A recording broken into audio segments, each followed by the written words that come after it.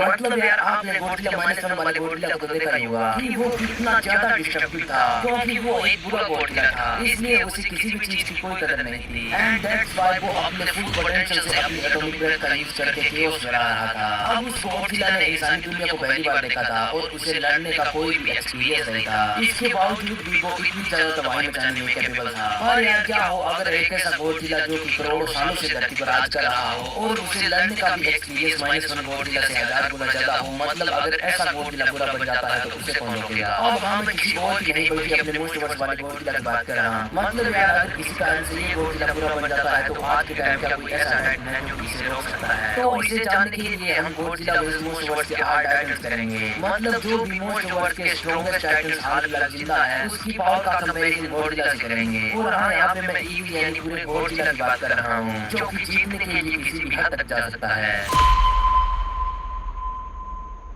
Number 3 Mothra. अब यार Mothra का नाम सुन के ज्यादा हैरान मत होना, क्योंकि यार मोथरा के फुल पोटेंशियल को अभी मोस्टवर्स में दिखाया नहीं गया है और ये लिटरली बहुत ही ज्यादा पावरफुल है। लाइक तो ओके यूनिवर्स में इसने गोडजिला को कई बार पहन रखा है और 1992 में इनकी मूवी गोडजिला वर्सेस मोथरा भी आ रखी है। नाउ मोस्टवर्स की मोथरा भी काफी ज्यादा पावरफुल है। अब इतनी ज्यादा कि इसने रोडान जैसे एक पावरफुल टाइटन को हरा दिया था। अब जो इसके पास 2 प्लस पॉइंट्स है वो है इसकी flying ability and web shooting ability, जिसके चलते ये गोडजिला से दूर रहकर भी उससे लड़ सकती है। अब मोथरा के वेब्स इतने ज्यादा पावरफुल है कि इसने आसानी से गिडोरा को एक बिल्डिंग से चिपका दिया था। और आप मानो या ना मानो पर उस टाइम अगर रोडान बीच में ना आता तो वो गिडोरा के तीसरे सर को भी चिपका कर सीधा उसके मिडिल हेड पर अटैक करने वाली थी, जिसके कारण गिडोरा की वहीं पर मौत हो जाती। अब हाँ जो ये मोथरा के पीछे डंक जैसा कुछ है ये इतना ज्यादा स्ट्रॉन्ग है कि ये रोडान जैसे एक टाइटन की हार्ड स्किल के भी पार चला गया था। अब हाँ रोडान की स्किल इतनी ज्यादा हार्ड है कि गिडोरा की ग्रेविटी बीम भी उसका कुछ नहीं बिगाड़ पाई थी। तो अगर ईवी गोडजिला और मोथरा का आमना सामना होता है तो पहले गोडजिला उस पे दौड़कर अपने पंजों से हमला करेगा, क्योंकि वो अपनी एटॉमिक ब्रेथ का यूज बहुत ही रेयर केसेस में करता है। पर ऐसा करने से गोडजिला को कोई भी फायदा नहीं होगा, क्योंकि अपनी फ्लाइंग एबिलिटी के चलते मोथरा उड़ जाएगी एंड देन गोडजिला अपनी एटॉमिक ब्रेथ का यूज करेगा, पर इससे भी वो बच जाएगी क्योंकि Mothra around 17,000 kilometre per hour की स्पीड से उड़ सकती है। तो जितना टाइम गोडजिला को अपनी एटॉमिक ब्रेथ को प्रोसेस करने में लगेगा उतने टाइम में वो उससे काफी दूर चली जाएगी। पर जब गोडजिला तबाही मचा रहा होगा तब उसे रोकने के लिए एट द एंड मोथरा को उसके पास आना ही होगा।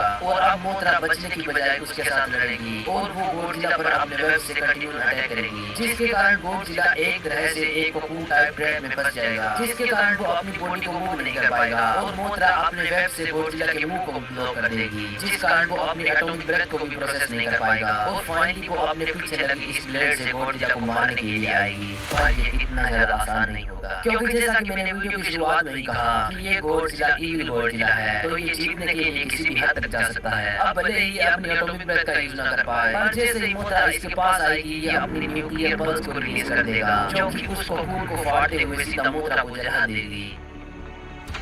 क्योंकि जिस फॉर्म में आज का गोडजिला है तो उसकी न्यूक्लियर पल्स भी किंग ऑफ द मोस्ट वाले गोडजिला से ज्यादा स्ट्रॉन्ग होगी। और ये तो हमें भी पता है कि किंग ऑफ द मोस्ट में गोडजिला ने अपनी न्यूक्लियर पल्स से गिडोरा को जला कर रख दिया था, तो मोथरा का यहाँ पे बच पाना नेक्स्ट टू इम्पॉसिबल है। अब जब गोडजिला मोथरा को मार देगा तो मोनार्क वाले अपने नंबर 2 के टाइटन शीमो को बुलाएंगे और एक अच्छा टाइटन होने के नाते शीमो आएगा भी। और इस बार सच में गोडजिला को एक काफी बड़ी टक्कर मिलेगी, क्योंकि अपनी टीनेज फॉर्म में होने के बावजूद भी शीमो काफी ज्यादा पावरफुल है। अब सबसे पहले तो इसका साइज ही इतना ज्यादा बड़ा है कि अगर ये किसी तरह से गोडजिला को अनकॉन्शियस करके गिरा देता है तो इसके बाद ये सिर्फ अपने पंजे से उसका सर कुचल सकती है। अब जब गोडजिला और इसका सामना होगा तो एज इजीली गोडजिला पहले इस पे अपने पंजों और बॉडी के फोर्स से अटैक करेगा, पर इसका कोई फायदा नहीं होगा, क्योंकि यार नो डाउट फिजिकली शीमो काफी ज्यादा पावरफुल है। अब जाहिर सी बात है क्योंकि उसका वेट एंड हाइट गोडजिला से ज्यादा है, और ये हमने गोडजिला एक्स कॉन्टिन्यू एम्पायर के एक सीन में भी देखा था, जिसमें जब गोडजिला शीमो पर अपनी फिजिकल फोर्स से अटैक करने की कोशिश करता है तो यार शीमो बस जरा से अपने इशारे पर से गोडजिला को हवा में उठा देती है। मतलब फिजिकली तो गोडजिला का शीमो के अगेंस्ट जीत पाना काफी ज्यादा मुश्किल है और यहीं पर वो अपने मास्टर स्ट्रोक यानी एटॉमिक ब्रेथ का यूज करेगा। बट शॉकिंगली इसका भी शीमो पर जरा सा भी असर नहीं पड़ेगा, क्योंकि गोडजिला एक्स कॉम में हमने ये भी देखा था कि जब गोडजिला अपनी एटॉमिक ब्रेथ से शीमो पर अटैक करता है तो इसका शीमो पे घंटा कुछ असर नहीं होता है। और इस सब के बाद बारी अब शीमो की होगी, जो कि पहले तो गोडजिला को अपनी फिजिकल स्ट्रेंथ से थका देगी और और इसके बाद वो अपनी फ्रॉस्ट बाइट ब्लास्ट से गॉडजिला को जमा देगी और कुछ ही देर बाद गॉडजिला का भी वही हाल होगा जो कि न्यू एम्पायर में सकार किंग का हुआ था। और शिमो यहाँ पे अपनी जीत की खुशी बना ही रही होगी कि तभी उसके पीछे से उस पे एक एटॉमिक ब्रेथ का हमला होगा। नाउ यस गॉडजिला अपनी न्यूक्लियर पल्स से शिमो की आइस ब्रेथ अटैक को सर्वाइव कर जाएगा। अब इसके कारण शिमो जमीन पर गिर जाएगी जिसका फायदा उठाकर गॉडजिला अपने पंजों से उसकी छाती पर अटैक करेगा जिसके कारण वो जोर से चिल्ला उठेगी और जैसे ही वो ऐसा करने के लिए अपना मुंह खोलेगी गॉडजिला उसका मुंह पकड़कर उसमें एटॉमिक ब्रेथ डाल देगा और एज रिजल्ट शिमो भी इस इविल गॉडजिला के हाथों मारी जाएगी। पर अपनी जीत की खुशी मनाने की बजाय गॉडजिला के चेहरे पर एक डर सा छा जाएगा क्योंकि शिमो की चीख सुनकर वहाँ पे वो टाइटन आ जाएगा जिसके बारे में इतिहास गवाह है कि अगर किसी ने गॉडजिला को पूरा पीटा है तो उसी ने पीटा है और इसीलिए गॉडजिला उसके साथ लड़ने से थोड़ा सा हिचकिचाएगा भी। नाउ यस वो कोई और नहीं बल्कि कौन होगा।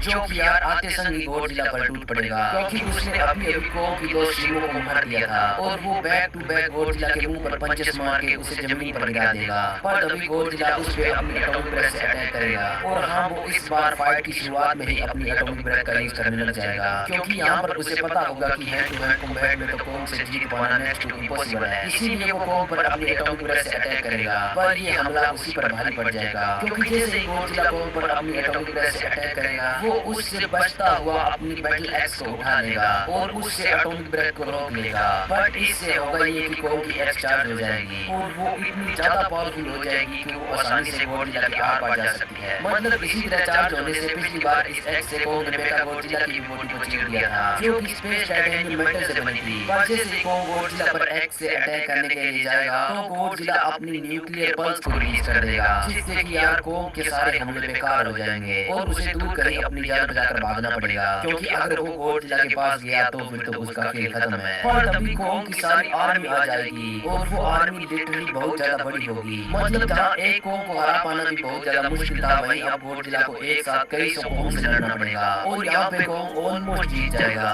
पर तभी ये इविल गॉडजिला अपने हुकुम के इको यानी उन टाइटन्स को अल्फा फोर्स देके बुलाएगा जिन्होंने किंग ऑफ द मोस्ट के लास्ट में गॉडजिला को अपना राजा मान लिया था। और यार अब वो मंजर होगा जो कि लाखों सालों पहले तक ग्रेट टाइटन वॉर में हुआ था। मतलब अब एप्स एंड टाइटन्स की आर्मी आपस में भिड़ेगी जहाँ पर टाइटन्स का राजा गॉडजिला और एप्स का राजा कॉन्ग दोनों अपनी अपनी टीम को लीड करेंगे। और अब जो अर्थ पर तबाही मचने वाली है उससे बचने के लिए इंसानों के पास बस एक रास्ता है कि वो अर्थ को छोड़कर कहीं और चले जाएं। अब ये तुम मुझे कमेंट्स में बताओ कि दोनों टीम्स में से आगे कौन सी टीम जीतेगी। और इस कहानी को आप एक तरह से आने वाली एक मोस्ट वर्थ की मूवी के रूप में देख सकते हो क्योंकि यार भले ये गॉडजिला एक ना हो पर एक इविल गॉडजिला जल्दी आने वाला है जिसने अपने आने का एक हिंट हमें गॉडजिला एक्स को मूवी में दे दिया था। अब वो कौन है तो